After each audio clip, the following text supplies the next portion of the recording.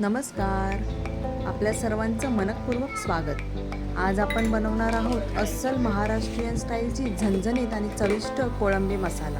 त्यासाठी कांदा खोबरे वाटण, अद्रक लसूण आणि कोथिंबीरची पेस्ट आणि बारीक चिरलेला कांदा, टोमॅटो, कोथिंबीर आणि एक लिंबू घ्यायचा आहे. आणि आता कढईत तेल गरम करा. सर्वप्रथम कोळंबी स्वच्छ धुवून घ्या. त्यामध्ये हळद आणि मीठ टाकून 10 ते 15 मिनिटं मुरत ठेवा. आता तेल गरम झाले की त्यामध्ये बारीक चिरलेला कांदा घालून छान सोनेरी रंग येईपर्यंत परतून घ्या. त्यात 1 चमचा मीठ घाला.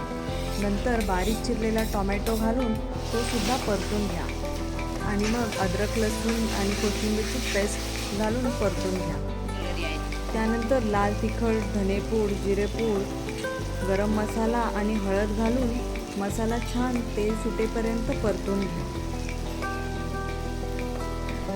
हे सर्व एकत्र एकजीव झाल्यानंतर आपण कांदा आणि खोबरं याचं केलेलं वाटण घालायचं आहे आणि ते सुद्धा एकजीव होईपर्यंत परतून घ्या.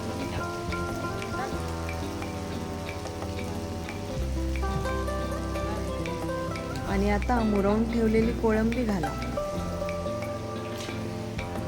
आणि मसाल्यात हलक्या हाताने एकजीव करा. कोळंबी जास्त वेळ शिजवू नका. फक्त 5 ते 10 मिनिटे शिजवली तरी छान तयार होते.